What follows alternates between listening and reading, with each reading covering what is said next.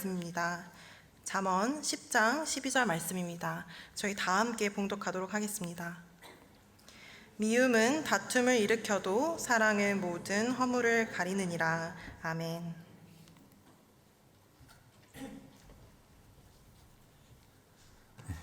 안녕하세요. 안녕하세요. 여기 인사해도 해도 되죠? 네. 반갑습니다. 아까 소개해주신 제 이름은 최영환이고 보시다시피 저는 신학을 공부했거나 그런 목회자가 아니라 일반 성도입니다. 하지만 부모님 덕분에 어릴 때부터 교회를 다녔고 교회에서 이제 받았던 말씀과 어떤 신앙생활을 통해서 이제 살아가고 있는 성도예요. 그래서 이 시간에는 우리 청년 예배를 맞아서 제가 여러 가지 일들을 하고 있거든요. 그곳에서 교회에서도 당연히 역사하시고 세상 속에서도 통치하시는 우리 하나님에 대해서 나눌 수 있는 시간이 되면 좋겠습니다. 제가 사랑한다는 말을 가지고 오늘 주제를 가지고 여러분들 앞에서 이야기를 하려고 하는데요. 아마 PPT가 혹시 그 다음 장을 넘겨주시면 그리고 그 다음 장, 네.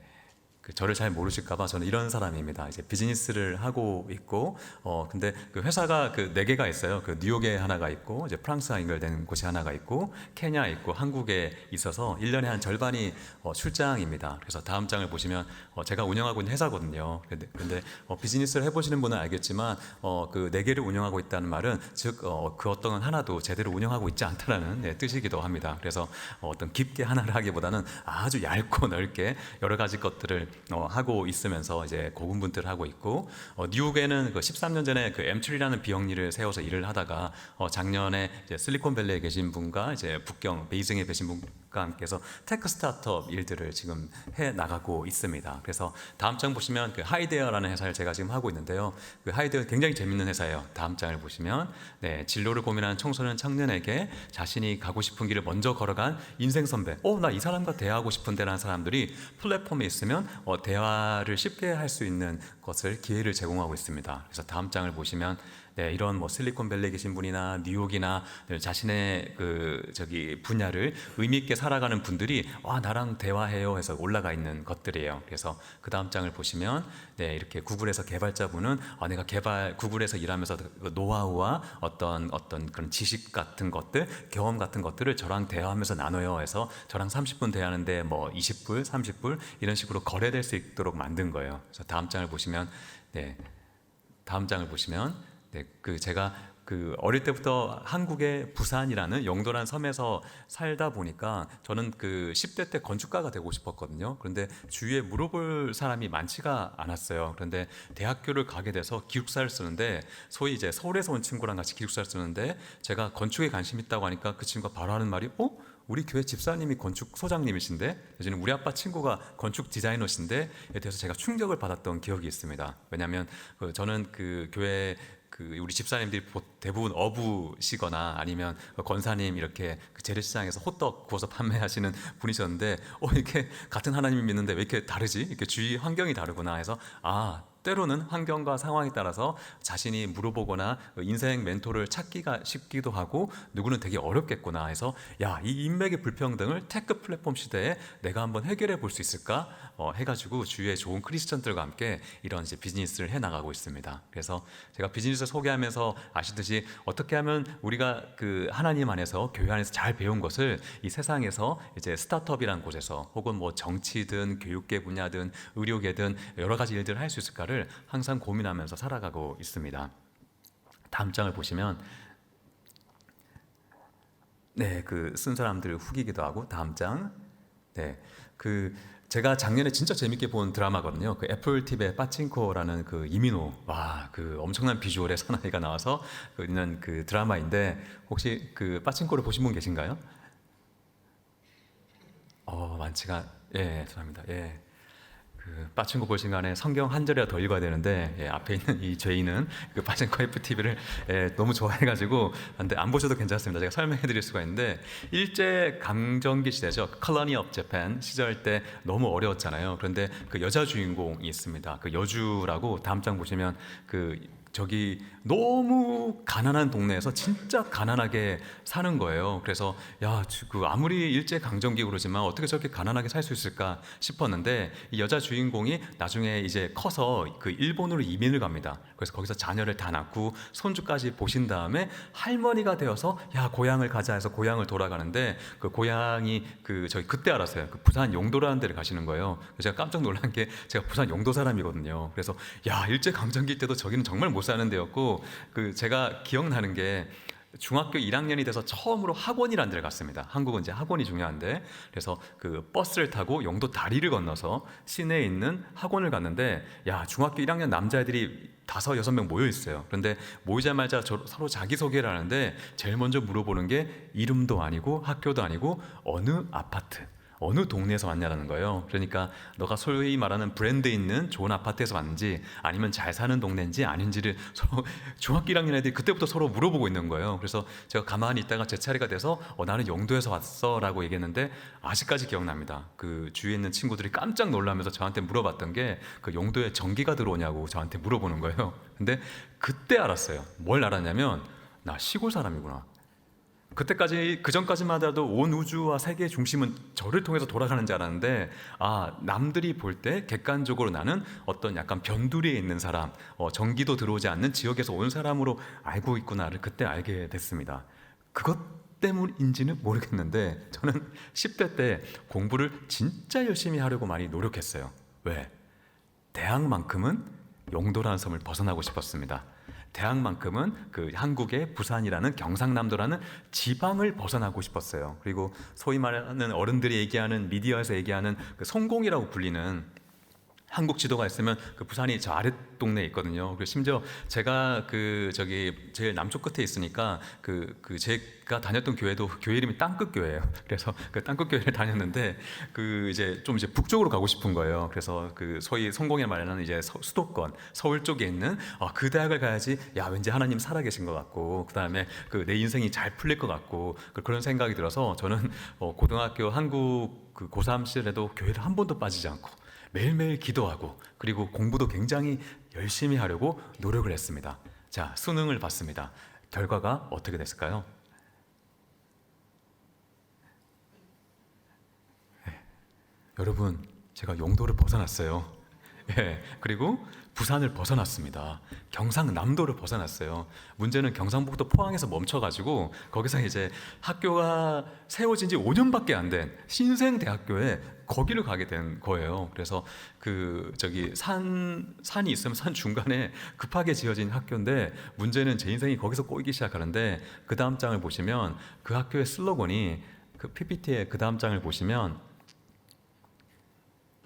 네, Why not change the world? 해서 세상을 변화시키자. 왜 세상을 변화시키지 않는가가 그 학교의 슬로건인 거예요. 문제는 저기 그 교수님부터 대학 선배님들까지 이게 너무 진지해요. 그 여러분들 말로 이제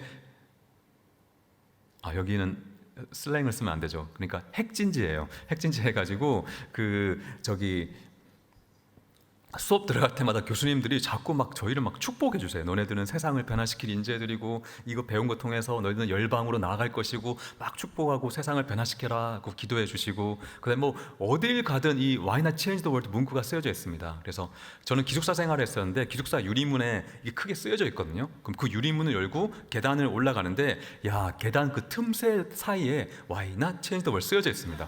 그 밟고 기숙사 문 열고 이제 침대에 누웠는데 야, 우리 선배님이 작년에 그 기숙사 쓰셨던 선배님이 써놓으셨어요. 천정에 Why not change the world 해서 야, 이거 엄청나다. 그런데 저는 이게 굉장히 부담이 됐거든요. 왜 부담이 됐냐면 나 혼자 밥 벌어 먹고 살기 힘든데 무한 경쟁 시대에 왜 자꾸 세상을 변화시키라고 할까가 굉장히 부담되는데 문제는 더 하나 부담되는 게 있었어요. 뭐였냐면 거기는 너무 그 사랑이 넘치는 학교여가지고 교수님 한 분당 학생이 20-30명이 묶여서 한 팀이 있어요. 1년 동안 한 팀이 돼서 매주 만나서 밥도 같이 먹고 뭐 봉사활동도 같이 하고 막 그러는 모임이었어요. 근데 교수님들이 대부분 그 크리스천이시다 보니까 굉장히 너무 따뜻해요. 그래서 뭐 한 주 동안 어떻게 살았니? 힘들지 않니? 하면 학생들이 저는 뭐 힘들어요. 뭐 퀴즈가 많아요. 막 이렇게 이야기하고 자기 삶을 나누는데 제 차례가 돼서 제 이야기를 하면 다 주위에서 다 웃어요. 왜 웃지? 봤더니 제가 사투리를 쓴다고 웃고 있는 거예요. 다 웃어요. 그때 제가 이제 부산에 딱 왔으니까 사투리를 쓰니까 다 웃는데, 문제는 그냥 넘어가면 되는데, 경상도 사나이 이런 게 있거든요. 그냥 넘어가면 되는데 못 넘어가겠는 거예요. 그래서 제가 어떻게 했냐면 그때부터 말을 안 하기로 시작했어요. 말을 하지 말자. 내가 말하면 다 웃으니까 나는 말을 하지 말아야겠다 하고 말을 안 하기 시작했는데, 사람이 말을 안 하다 보면 그 사람을 피하기 시작합니다. 그래서 제가 그 당시 때는 몰랐는데 조금 심각한 그 증세가 있었는데 대인기피증이라는 거였어요. 그게 뭐냐면 사람을 피하는 병. 사람이 너무 무서운 거예요. 그래서 그 어느 정도였냐면, 기숙사 나와서 수업을 들으러 가면 쭉 걸어가는데 저기 100m에 왠지 아는 사람의 실루엣이 보인다. 그러면 건물을 삥 돌아갔어요. 왜냐하면 인사해야 되는 순간이 너무 무서운 거예요. 그래서 말을 못하겠다 해서 돌아가고, 하루 중에 가장 무서운 시간은 학생식당 가게 되면 수백 명이 있으니까 너무 무서운 거예요. 그 공간이. 여기서 말하는 환경이 주어질까 봐. 그래서 항상 김밥이나 컵라면 타고 혼자 기숙사에서 조용히 먹었던 기억이 있습니다. 그리고 제가 어느 날 침대에 딱 누워 있는데 눈물이 나는 거예요. 왜냐하면 나 왜 이렇게 됐을까? 그 나름 부산에서는 저기 교회에서 저기 고등부 부회장도 하고 이랬는데, 왜 여기서 지금 말도 못하고 사람 만나면 피하고, 그 다음에 한 3명 정도 모여서 내가 얘기할 차례 되면 얼굴이 빨개져가지고 그냥 그랬던 사람이었던 거예요. 왜 이렇지? 하고 막 눈물 나고 자꾸 나쁜 생각 나고 하다가 한편 굉장히 억울한 거예요. 경상도 사람이 경상도 대학 왔는데 왜 경상도 언어를 쓰지 못할까라는 생각을 막 현타가 오는 거죠. 그래서 막 고민을 하다가 제가 벌떡 일어났습니다. 그래서 책상에 앉아가지고 종이를 펼쳐가지고 딱 해서 펜을 들고 현 상황 분석에 들어갔어요. 이게 도대체 문제가 뭘까? 근데 나는 사람을 만나면 무섭다, 말을 잘 못한다, 이유는 사투리를 쓰기 때문이다 하고 딱 정리를 했더니 해결 방안이 나왔습니다. 해결 방안이 뭐였을까요? 표준말을 배우자가 된 거예요. 그래가지고 저기 막 하나님께 그때 하나님 표준말 좀 사용하게 해주세요 기도하고 막 알아봤는데, 여러분 한국에서 표준말을 누구한테 제일 잘 배울 수 있을까요? 그 방송에 뉴스 보면 아나운서 앵커분들 있잖아요. 그래서 제가 그때부터, 그 당시 때는 그 VHS 테이프라고 그 저기 뉴스를 전부 다 녹화를 시작했어요. 레코딩을 시작해서 기숙사에서 그걸 혼자 조용히 유일하게 볼 수 있는 곳이 그 기숙사 중앙휴게실인데 밤 10시, 11시가 돼야 되거든요. 그러면 이제 사람들 사라지니까 그때 이제 제가 이제 비디오를 해서 계속 뉴스를 보는 거예요. 어릴 때는 몰랐는데 저 말을 내가 배워야지 하고 들으니까 너무 재밌어요. 그래서 쭉 듣는데 그러다 보니까 새벽 1시, 2시 막 지나는 거예요. 일주일, 2주 지나니까 피곤하니까 그 다음부터 그걸 다 녹음을 했습니다. 녹음을 해가지고 제가 이제 수업을 가거나 어디를 갈 때 마치 그 영어 리스닝 하듯이 표준어 리스닝이 시작된 거예요. 그래서 항상 귀에 꼽고 다니기 시작했습니다. 지금은 뭐 인터넷에 몇 번 클릭하면 그 앵커 스크립트 쫙 나오거든요. 근데 그 당시 때는 그게 없어서 그 컴퓨터 룸에 가가지고 이제 그걸 계속 반복해서 들으면서 제가 앵커 스크립트를 작성하는 거예요. 쭉 작성한 다음에 그 프린트 딱 하면 소중하게 그걸 기숙사방에 안고 와가지고 그때부터 저와의 전쟁이 시작돼요. 뭐냐면 그때부터 그걸 딱 펼쳐놓고 볼펜 입에 물고 그 이제 이어폰을 귀에 꽂고 그 빨간 펜을 들어가지고 계속 들으면서 그걸 따라하는 거예요. 그리고 이제 그 발음 기호나 그 인토네이션, 억양 같은 거를 딱 스크립트에 막 빨간색으로 표시합니다. 굉장히 재밌었어요. 와, 서울말은 여기서 올라가는구나 하면서 막 이렇게 표시하면서 계속 그거를 들으면서 따라하는 거예요. 진짜 열심히 따라했습니다. 쭉 그 한 학기를. 왜냐하면 사람 만나면 무서운 병이 있는 사람이니까 그 저기 기숙사에서 그거밖에 할 게 없는 거예요. 쭉 열심히 하고 여름 방학이 돼서 집에 갔는데 그 저기 최대한 방에서 안 나오려고 했어요. 우리 부모님과 친구들을 만나려고 하지 않았습니다. 지금까지 배운 게 이 그 사투리야, 오염되면 안 된다 해가지고 저를 보호하기 시작했어요. 그리고 막 하고 2학기가 돼서 학교를 왔는데 헐, 대박인 게 더 이상 볼펜을 입에 물고 있지 않아도, 이어폰을 귀에 꽂고 있지 않아도 제가 표준말을 쓰고 있는 거예요. 깜짝 놀랐어요. 내 인생 20년 만에 처음으로 내 입에서 표준말이 나온다라고 굉장히 좋아했었는데 굉장히 또 심각한 문제가 하나 있었습니다. 뭐냐면 평상시 말투를 앵커처럼 이야기하는 병이 생긴 거예요. 그래서 사람들이 지나가면 안녕, 반가워, 잘 지냈어 이렇게 얘기하면 되는데 긴장이 돼가지고 사람들이 지나가면 안녕하세요 네, 반갑습니다. 뭐 이렇게 한번 브리핑을 하고 있는 거예요. 그래서 그때 옆방을 썼던 이제 군대 막 복학한 그 복학생 그 선배님이 저를 그 저기 기숙사 끝에 기도실이 있거든요. 저를 거기 부르셔가지고 제 손을 잡으시면서 제가 뭐 있는 모습 그대로 너를 사랑했으면 좋겠다라고 이야기를 하시는 거예요. 그래서 지금 장안에 소문이 나 있대요. 그 앵커처럼 이야기하고 다니는 이상한 애가 있다고. 그래서 그 너를 사랑해. 이건 너 사투리 그게 문제가 아니라 너는 너를 사랑해야 돼 하고 그 괜찮아 그냥 사투리 써라고 얘기하는데 야 그리고 그분이 저 기도해 주셨거든요. 그리고 그 이야기 듣고 제가 기숙사 들어와서 침대에 누웠는데 눈물이 나는 거예요. 왜냐하면 그때 어떤 생각했냐면 안 되는 사람은 안 되는구나. 왜냐면 그때 정말 열심히 노력했거든요. 근데 아무리 노력해도 안 되는 사람은 안 되는가? 이런 생각을 했더랬습니다. 그런데 너무 또 억울한 거예요. 벌떡 일어나서 A4 용지를 펼쳤습니다. 그리고 펜을 들고 현 상황 분석에 들어갔어요. 지금 문제가 뭐지? 이렇게 열심히 했는데 나는 드디어 표준말을 쓸 수 있다. 하지만 이 표준어는 어색하다. 해결 방안이 나온 거예요. 뭐였을까요? 자연스러운 표준어를 연습하자 하고 여러분 제가 그때 그 밑에 적어놓은 한 문장이 있습니다. 하나님, 저 말하기가 너무 무섭습니다. 그리고 그 밑에 뭐라고 적어놓은지 아세요? 한국에서 가장 말 잘하는 대학생 되게 해주세요. 그때 이게 진짜 누가 볼까봐 몰래 적어놨어요. 아주 작게. 한국에서 가장 말 잘하는 대학생 되게 해주세요. 왜냐면 그렇게라도 하고 싶었어요. 너무 이렇게 쪼렙이라고 하죠. 너무 작아가지고 어떻게 하면 자연스러운 표준을 연습할 수 있을까 하고 그때 당시에 봤는데 여러분 혹시 그 한국의 배우 한석규 씨라고 아세요? 근데 그 당시 때 배우 한석규 씨가 그렇게 잘생긴 분은 아니었는데 영화 감독분들이 선호하는 남자 배우 1위였거든요. 그 이유가 그 당시 때 동시녹음이 발달되어 있지 않다 보니까 딕션, 발음이 정확한 배우가 필요했는데 한석규 씨가 성우 출신인 거예요. 그래서 제가 그걸 정보를 접한 다음에 한석규 씨가 나오는 모든 비디오를 다 수집하기 시작했습니다. 그래서 그걸 다 녹음하기 시작하고 또 이제 제가 대본을 만들었어요. 만들고 이제 발음 표시하고 그걸 엄청 따라했습니다. 그래서 저는 그 대학교 1년을 이렇게 보냈어요. 그 1년을 보내고 이제 2학년이 되었는데 제가 얼마나 열심히 연습했냐면 저랑 같이 방을 썼던 친구가 갑자기 미국으로 유학을 갔거든요. 2년 뒤에 3년 차가 돼서 딱 한국 왔는데 그 친구가 저를 보더니 너 보면 생각나는 게 자기가 수업 끝나고 기숙사 방문 열면 제가 허리 펴고 볼펜 입에 물고 표준말 따라하던 그거밖에 기억 안 난대요. 그 친구한테 저의 기억은 딱 그것만 있는 거예요. 열심히 했는데 여러분들이 안 믿을 수 있는데 저는 아직까지 얼마나 열심히 연습했냐면 앵커 스크립트가 아직까지 기억나요. 그래서 제가 한번 해볼까요?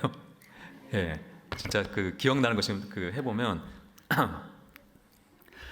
의약분업 협상이 시민단체의 중재로 마무리되었습니다. 이제부터 처방은 의사가, 약은 약사가 이러한 원칙이 지켜집니다. 두 기자가 보도합니다. 저 이게 기억나요. 그래서 예, 진짜 열심히 했던 거예요. 그래서 이게 박수 받을 만한 일인지는 모르겠는데 어쨌든 이렇게 평상시 말투를 이렇게 했다고 해보세요. 네, 그래서 한석규 씨를 말을 열심히 연습했는데 문제는 2학년 때 퍼블릭 스피킹 대중 연설법이라는 수업이 있었거든요. 그 수업을 들어서 진짜 열심히 그 수업을 들었습니다. 왜? 말하고 싶어가지고. 내가 이 수업 진짜 열심히 들으면 남들 앞에서 말할 수 있을까 싶어서 열심히 들었는데 문제는 기말고사가 다가왔을 때 교수님이 자 여러분 기말고사 이렇게 쓰는 시험 안 봐요. 실기 시험을 볼 건데 여기 앉아있는 학생들한테 5분의 시간을 다 줄 겁니다. 그러면 한 명씩 나와서 5분 동안 설득 스피치를 하십시오. 앞에 나와서 여기 있는 학생들을 5분 안에 어떤 주제든 설득을 했다. A 플러스 100점. 앞에 나와서 아무리 말을 잘해도 설득이 안 됐다. 낮은 점수를 받게 될 겁니다. 그게 기준입니다. 라고 얘기하시는 거예요. 그런데 그 이야기 들으니까 가슴이 막 콩닥콩닥 뛰는 거예요. 왜냐면 말을 해야 되니까.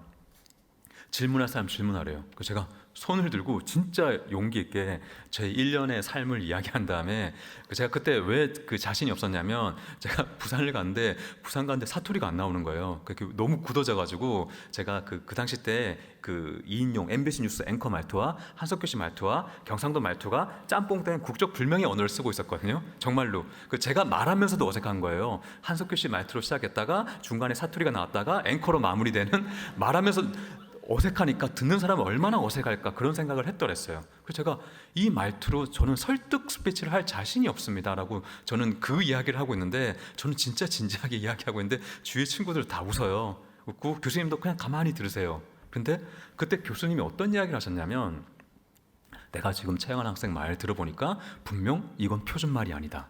하지만 경상도 특유의 뚝뚝 끊어치는 어투가 살아있어서 야, 너는 누구보다 명확하게 너의 생각을 전달할 수 있어. 발음이, 억양이 중요한 게 아니야. 잘 전달되잖아. 그냥 말해. 이러시는 거예요. 그런데 제가 그 말을 딱 듣자마자, 그분이 교수님이자 목사님이셨거든요. 저도 몰랐습니다. 뭘 몰랐냐면 1년 넘게 굉장히 무거운 바위 덩어리를 꽉 쥐고 살았던 거예요. 꽉 쥐고 살았는데 그 인정의 한마디가, 격려의 한마디가 톡 와닿으니까 그게 탁 떨어지는 느낌을 받았어요. 그게 떨어져서 내가 그걸 꽉 쥐고 살았구나를 알게 됐습니다. 그때부터 제가 말을 하고 다니기 시작했어요. 엄청나게 말하고 다니는 거예요. 신났어요.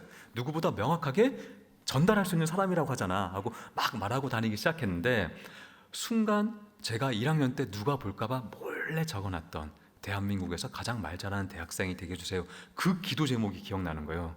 내가 몇 개월 동안 기도했던 거. 이걸 제가 막 검색하고 찾아봤어요. 찾아봤는데 전국 대학생 토론대회가 있었습니다. 여기 나가볼까? 해가지고 제가 준비를 열심히 해가지고 토론대회 나갔어요. 토론대회 나갔는데 쭉쭉쭉 가더니 여러분, 제가 거기서 동상을 받았습니다. 브론즈 해서 저기 감사합니다. 네. 대상, 금상, 은상, 동상에서 4등을 한 거예요. 깜짝 놀랐어요. 내가 말하는 걸로 상을 받을 수 있다고? 우와, 진짜 놀랍다 해가지고 제가 그 다음 때를 더 열심히 준비해가지고 나갔는데, 여러분, 제가 그 다음 때에서 대상을 받았습니다. 예, 그 다다음 대회도 대상을 받고, 이거 진짜 나의 길인가 보다 싶어가지고 제가 4학년 때 기억나요. 마지막 토론대거든요. 그 본선 해가지고 제가 진출해서 16팀이 이제 서울에서 본선 그 붙는데, 그 마지막 대회가 그 한국의 이화여대라고 있습니다. 이화여대에서 그 붙을 때였어요. 그래서 제가 이화여대 가가지고 복도에서 그 토론 주제 가지고 열심히 준비하고 있는데, 그 교수님 심사위원이시죠. 지나가시다가 최영환 이러더니 야, 너 또 나왔네요. 그 제가 워낙 토론대회를 자주 나가지고 그 유명했습니다. 그 교수님들 사이에서 와, 또 나왔네요. 그래서 교수님, 이번에도 제가 열심히 준비했습니다. 잘 부탁드리겠습니다. 딱 하고 이제 그래, 수고해 하고 그분은 가시고 계속 이제 그 준비하고 있는데 그분이 저까지 갔다가 다시 돌아오셨어요. 돌아오시더니 그분이 저를 탁탁 하시더니 차영원 학생, 그 오해하지 말고 들었으면 좋겠대요. 근데 대부분 오해하지 말고 들으면 오해하게 되잖아요. 기분 나쁘지 말고 들어가면 기분 나쁘잖아요. 그런 것처럼. 그래서 갑자기 무슨 이야기지? 라고 이렇게 가만히 있는데 그 저기 교수님께서 차영원 학생 토론대 좀 그만 나왔으면 좋겠다라고 얘기하시는 거예요. 그래서 내가 이게 웬일일까, 무슨 일일까 싶었는데, 그때 그분이 이 말씀하셨습니다. 내가 볼 때 차영원 학생은 한국에서 가장 말 잘하는 대학생이야. 즉 너한테는 이 대회가 의미가 없어. 안 나와도 돼. 딱 가시는 거예요. 근데 그 말 듣고 제가 진짜 앞이 하얘졌거든요. 어떻게 토론대 했는지는 모르겠어요. 끝나고 버스를 타고 서울에서 다시 저 포항으로 내려가는 버스에서 눈물이 막 나기 시작하는 거예요. 왜냐면 몇 년 전에 누가 볼까봐 몰래 적어놨던 기도 제목, 수개월을 기도했던 제목, 조용히 하나님한테 그렇게라도 기도해야지 내가 살 것 같았던 아주 이기적이었던 기도 제목, 하나님 다 듣고 계셨구나라는 생각이 들었습니다. 그래서 이제 갔는데 감사하게 그때도 상을 받게 돼가지고, 그 제가 다녔던 대학은 좀 작은 대학교이기 때문에 그런 어떤 상을 받으면 그 종교생 앞에서 총장님이 상을 주세요. 이렇게 강단에 올라오셔가지고, 그래서 제가 이제 상을 이제 받게 되니까 올라와서 이제 총장님이 탁탁 하고 상을 주셨죠. 그 상을 받고 내려가는데 저 끝에서 어떤 남자분이 성큼성큼 다가오시더니 딱 제 손을 잡아주셨어요. 근데 그분 보니까 눈이 뻘겋게 충혈돼가지고 이게 막 우셨어. 봤는데 그분이 누구시냐면 3년 반 전에 있는 모습 그대로 너를 사랑했으면 좋겠다라고 저를 기도해 주셨던 형이었어요. 선배님.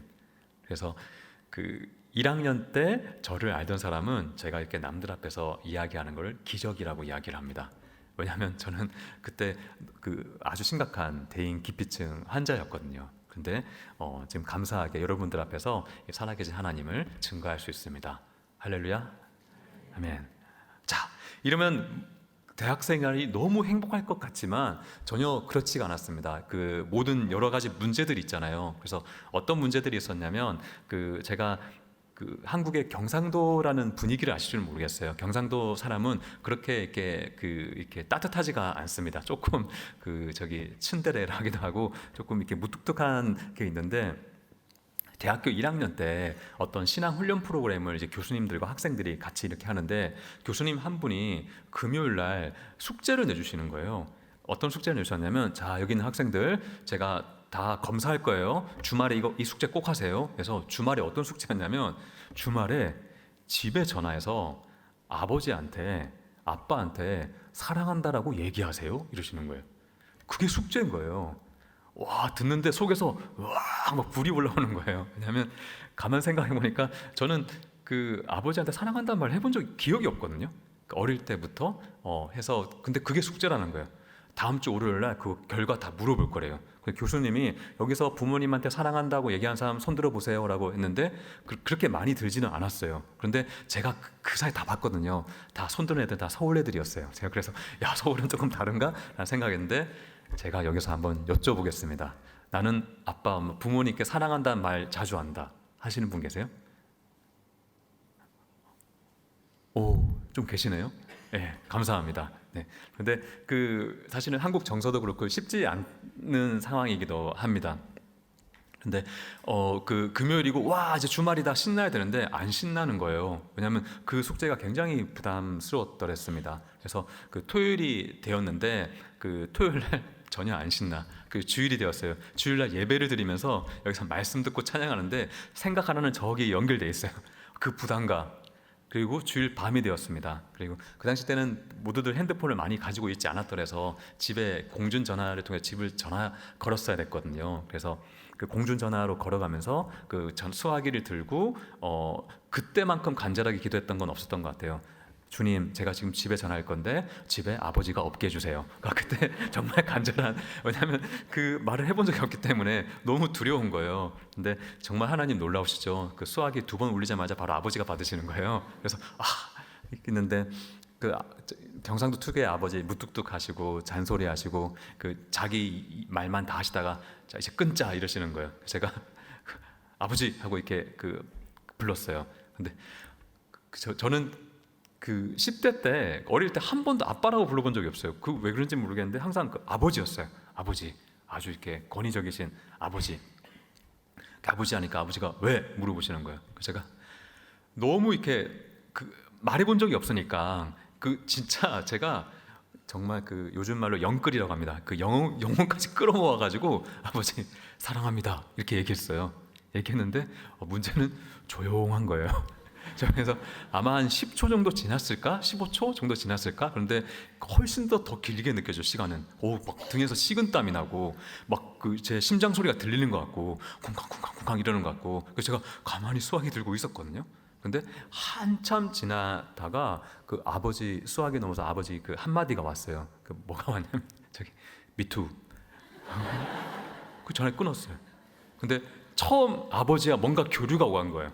항상 일방적으로 듣던가 아니면 일방적으로 이렇게 했다가 처음으로 이렇게 교류가 오갔습니다. 그런데 진짜 이상하죠? 마음속에서 갑자기 뭐가 막 소용돌이 치는데 설명은 안 돼요. 왜냐하면 처음 겪어보는 감정이었고, 그 다음 날에 교수님이 한 명 한 명 다 물어보셨는데 제가 이게 말로 설명되지 않습니다. 근데 뭔가 제 안에서 뭐가 막 이렇게 돌고 있습니다 라고 얘기했던 것 같아요. 그래서 뭔가 막 이상했습니다. 방학이 끝나고 겨울방학 이제 일주일 이제 남겨두고 집에 가는 시기 때 교수님이 또 숙제를 하나 내줄 텐데 이거는 내가 검사는 안 할 거다. 그런데 할 사람 해라 하면서 내주셨던 숙제가 집에 가서 아버지를 안아보래요. 와, 근데 또 이게 수화기로 사랑한다는 말은 할 수 있겠는데 그건 쉽지 않겠는 거죠. 그런데 제가 마음속에 이게 계속 이렇게 뭔가 일어나고 있었거든요. 그래서 그걸 믿고 싶었어요. 어떤 일이 일어날까? 그래서 집에 들어가자마자 언제 아버지 안을까 하면 절대 평생 못 안겠다는 생각이 들었어요. 그래서 집 현관문 열자마자 아버지가 보이면 바로 달려가서 안아야겠다는 생각이 들었습니다. 그래서 딱 집에 문 열었는데 진짜 아버지가 계신 거예요. 바로 가서 아버지를 딱 안았어요. 그런데 세상에 그렇게 딱딱한 나무가 없어요. 난 분명히 사람을 안 하는데 무슨 시멘트 기둥을 아는 건지 그 강목 그 무슨 목각 뭐를 아는 건지 딱 이렇게 계셔가지고 아침에 눈 뜨면 바로 가서 안아드렸어요. 예. 그 다음 방학 때도 틈날 때마다 아버지를 안아드렸어요. 안아드렸는데 제 안에 뭔가 일어나기 시작했거든요. 문제는 그렇게 딱딱하던 나무가 점점 부드러우기 시작하더니 어느 순간 딱 저랑 이렇게 포개졌습니다. 그분도 저를 안으시는 거예요. 네. 그리고 1년, 2년 지나고 대학을 졸업할 때가 돼서 졸업식인데 이제 부모님이 오셨어요. 그래서 졸업식하고 밥을 먹는데 이렇게 와 우리 맛있는 거 먹자 하고 딱 먹는데 아버지가 갑자기 숟가락을 놓으시더니 한마디 하시겠대. 그러면서 하시는 말씀이 영환이가 저기 대학교 가서 우리 집에 가져온 가장 큰 선물은 사랑한다는 말이다. 다 가더니 다시 밥을 드시는 거예요. 깜짝 놀랐어요. 그런 표현을 하실 분이 아니거든요. 사랑한다는 말 가져온 게 가장 큰 선물이라는 거예요. 와 하고 조금 지나서 저희 아버지 친구분을 만났는데 친구분이 저한테 저희 아버지의 이야기를 들려주셨습니다. 뭐였냐면 저희 아버지는 8남매 중에 막내로 자라셨거든요. 그런데 굉장한 늦둥이셔서 얼마나 늦둥이였냐면 초등학교, 국민학교죠. 국민학교 딱 가니까 둘째 형이 담임 선생님이었어요.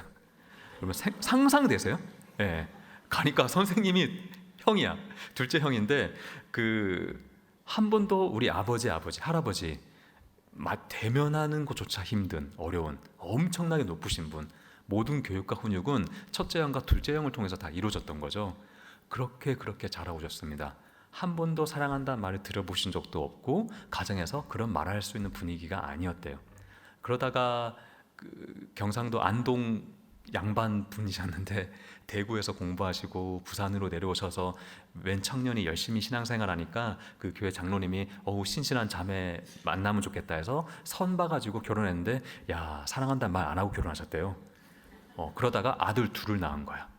그런데 첫째 아들이 갑자기 10몇 살 크더니 장성해서 대학교를 갔는데 사랑한다라고 나한테 연락을 했다고 아버지가 그 친구한테 얘기하셨대. 그래서 아버지가 본능적으로 내가 한 번도 사랑한다는 말 듣지도 않았고 하지도 않았지만 아들이 갑자기 사랑한다고 하니까 본능적으로 아들아 나도 너 사랑해라는 말하고 싶었는데 이게 마음에 그 근육이 없는 거야. 그리고 혀도 그 근육이 없는 거예요. 있는 힘껏 짜내서 하신 말씀이 미투였던 거예요. 미투. 최고로 하실 수 있는 표현이 미투였던 거예요. 그랬던 아들이 집에 오더니 자기를 안기 시작해요. 네. 그러면서 우리 가족은 매일매일 사랑한다고 이야기하기 시작했거든요. 네. 아버지가 변하신 거예요. 그렇게 권위적이고 그렇게 가부장적이었던 아버지가 변하기 시작하고 저는 집에 가면 아버지가 그 설거지하고 음식물 쓰레기 버리시면 깜짝 놀라거든요. 과연 어떻게 저럴 수가 있지? 그런데 아버지가 변하시고 저도 변화되기 시작했습니다. 여러분 안 믿으시겠지만 저는 중학생 때죠. 8학년, 9학년 때 저는 가출을 2번 했거든요. 가출을 2번 했는데 아버지한테 제가 팍 한마디 하고 가출했었어요. 그게 뭐냐면 네가 집사야 하고 가출했었거든요. 왜냐하면 저기 집에서 보던 아버지와 교회에서 보던 아버지가 너무 다른 것 같고 그런 또 10대 때 엄청 있잖아요. 와 세상은 불공평하고 부정의하고 해서 네가 집사냐 하고 이렇게 나갔던 기억이 있습니다. 그래서 여기 저 위에 어르신들 계신데 혹시 10대 자녀들이 속을 썩이고 계신다면 정확히 20년 뒤에 여기 앞에서 나와서 간증하고 있을 거예요. 그러니까 위로와 희망을 얻으시기 바랍니다. 그래서 그랬던 그런데 그러다 보니까 저는 하나님 아버지 하면 조금 불편했어요. 왜냐하면 육신의 아버지가 불편했으니까. 그리고 항상 나를 혼내실 것 같고 너무 권위적이시고 막 당장 불 내리실 것 같고 물론 그런 성향도 있지만 아버지와 관계가 회복된 다음에 제가 하나님 아버지를 인격적으로 만나기 시작했어요. 그리고 어느 순간 기도하는데 막 하나님 아빠 이러고 그러면서 하나님과 매일 교제하는 것이 즐겁고 예수 그리스도가 정말 이 땅에 우리를 위해서 오셨구나라는 것들이 이제 정서적으로도 감정적으로 다가오는 감사한 순간이 있었습니다. 여러분 제가 이 간증을 하는 것은 이유가 있습니다. 여러분들에게 숙제를 드릴 겁니다. 예배가 끝나면 부모님에게 사랑한다는 말 했을 때 왜냐하면 성경의 율법학자가 예수님한테 물어봤을 때 예수님이 서로 사랑하라. 미움은 다툼을 일으키지만 사랑은 그 모든 허물을 다 덮는다라는 힘을 얘기하십니다. 예, 바울도 믿음, 소망, 사랑 중에 다 중요한데 정말 중요한 게 사랑이다. 저는 이게 예수 그리스도가 이 땅에 우리를 너무 사랑해서 오신 이유라고 생각하거든요. 그래서 우리가 그분의 사랑에 힘입어서 아마 사랑을 선포할 때 놀라운 일이 여러분들 가정과 여러분들 주위에 일어날 줄을 믿습니다. 예. 한 가지 간증을 하고 이제 내려가려고 하는데요. 제가 뉴질랜드가 조금 저에겐 특별하게 다가오는 이유가 있습니다. 여러 가지 이유가 있는데 아까 제가 하이데어 보면서 하이데어에 저의 이런 노하우와 지식을 알려주고 싶어요라는 그 분이 계시거든요. 여성분이 계시는데 그분이 이제 여학생 때 이야기를 들리고 이제 마무리를 하려고 합니다. 제가 아는 한 여학생이 계셨는데 그 여학생이 조금 어려웠는데 그래도 신앙생활 열심히 했거든요. 근데 고등학교 1학년 때 딱 기도를 하는데 갑자기 기도를 하면서 하나님께서 자신에게 뭔가 비전을 주신다는 생각이 드는 거예요. 그게 뭐였냐면 자기가 딱 의료진의 옷을 입고 있고 뭔가 아프리카 애들 앞에서 서 있는 어떤 그런 하나님 나에게 주시지 않을까라는 것도 있다 보니까 하나님 제가 의료진이 되어서 아프리카나 저개발 국가 사람들을 섬기고 싶어요라는 어떤 꿈이 생긴 거예요.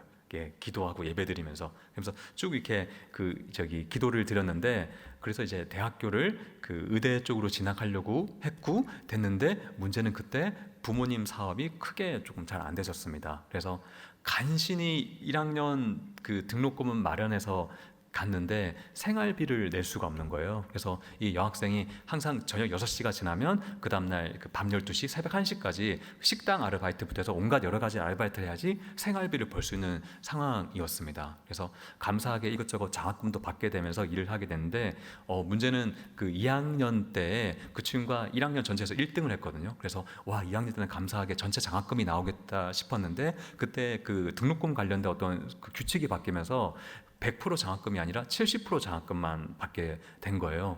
문제는 이 친구가 주중에 열심히 공부하고 밤에 아무리 열심히 일을 해도 생활비는 벌 수 있어도 나머지 30%의 등록금을 마련하지 못하게 된 거예요. 그래서 이 학생이 열심히 교수님들한테도 교수님 제가 이렇게 열심히 공부하고 이렇게 열심히 살고 있는데 제가 지금 돈이 없습니다. 제가 학교 등록을 못하게 됩니다. 도와주세요. 다른 방법도 찾아주세요 하고 또 주위의 어른들한테도 열심히 연락도 하고 이메일도 보내고 왔지만 너무 아쉽게도 아무 답장을 받지 못했대요.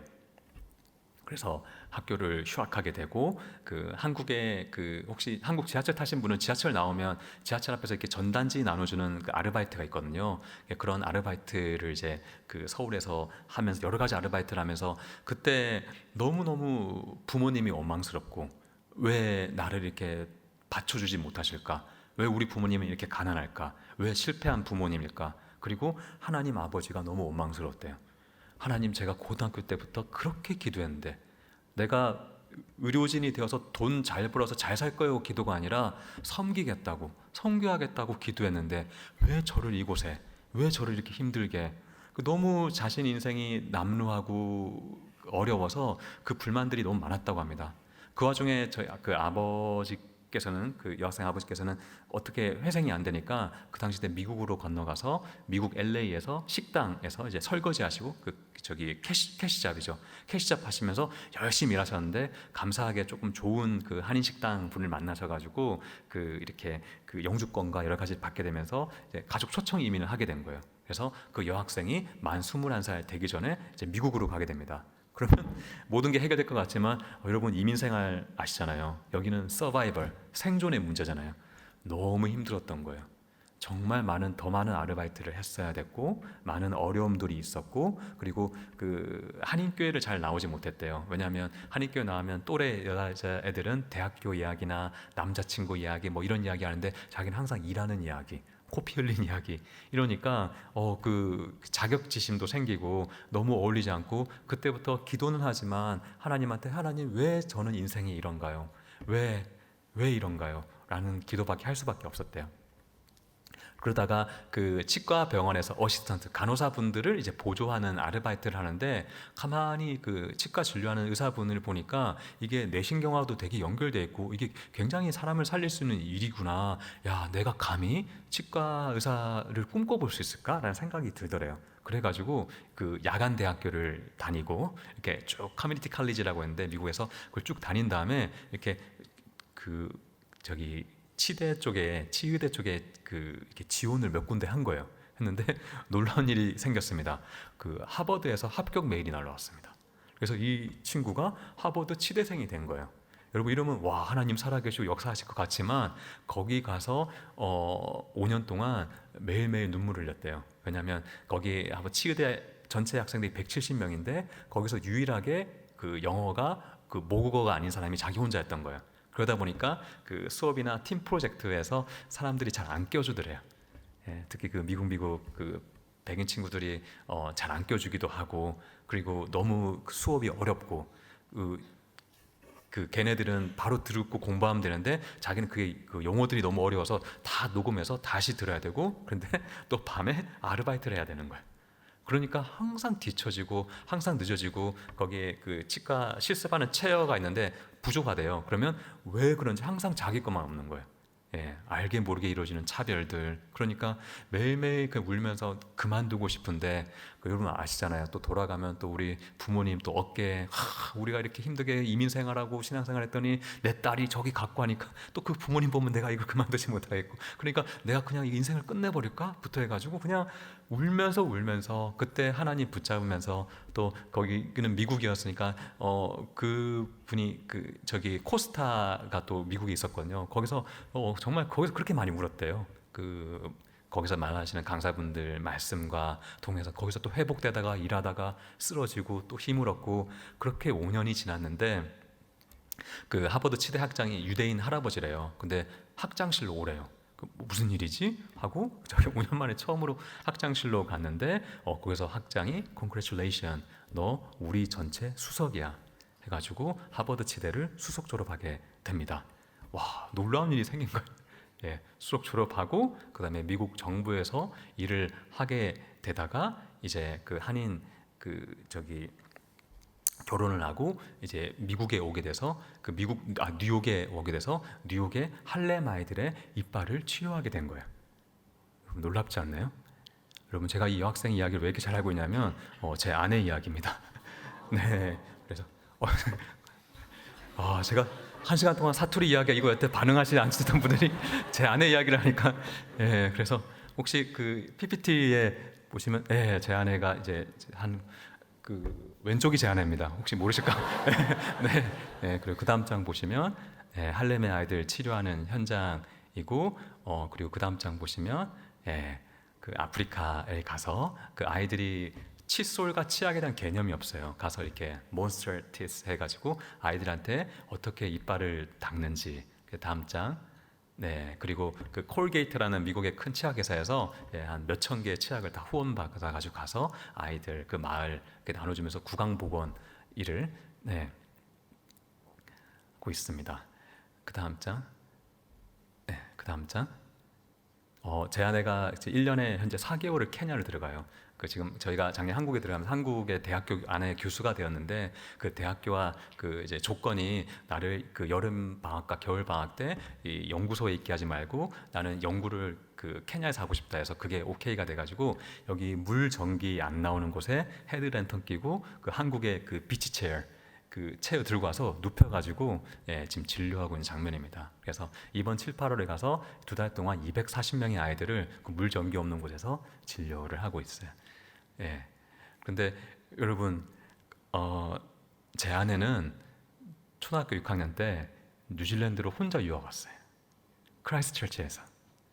거기서 그 키위 집에서 홈스테이 하면서 제 아내가 키위 기억하면 추운 기억밖에 없대요. 집이 너무 추워가지고 어떻게 집 밖이 더 따뜻하지? 라고 공감하지 못하고, 그리고 그 먹는 게 저희 한국 사람도 좀 잘 챙겨 먹잖아요. 근데 키위 분이 이렇게 좀 잘 챙겨주진 않으셨나 봐요. 그래서 항상 배고프고 추웠던 기억이 있는데 항상 그 크라이스트처치 이민교회에서 자신을 따뜻하게 중고등학교 때 그때 제 아내가 고등학교 1학년 때 이민교회에서 예배드리면서 그때 받았던 비전이 하나님 의료진으로 저를 섬기게 하시는군요 입니다. 그래서 저는 뉴질랜드 하면 특별한 거예요. 제 아내가 꿈을 꿨던 곳 있는데 17년 만에 기도가 이루어졌어요. 16살 여자아이가 17년 만에 하나님이 케냐로 보내셨어요. 그 아내가 17년 만에 내가 이 땅에 서 있어. 그 전까지는 꽤 많이 하나님께 질문했던 거예요. 왜 하나님? 보여주신 것 같은데, 기도하면 이루어주신다고 하셨는데, 두드리면 열린다고 하셨는데, 왜 저는, 왜? 때로는 환경 탓을 하기도 하고, 때로는 많이 울기도 하고, 때로는 기도할 힘도 없어서 그냥 쓰러져 있을 때 하나님 항상 계셨던 거예요. 하나님이 정말 완벽한 때에 사람의 방법이 아닌 하나님의 방법으로, 사람의 때가 아닌 하나님의 때에 승리하신 하나님께서 우리들에게 놀라운 일을 역사하실 줄 믿습니다.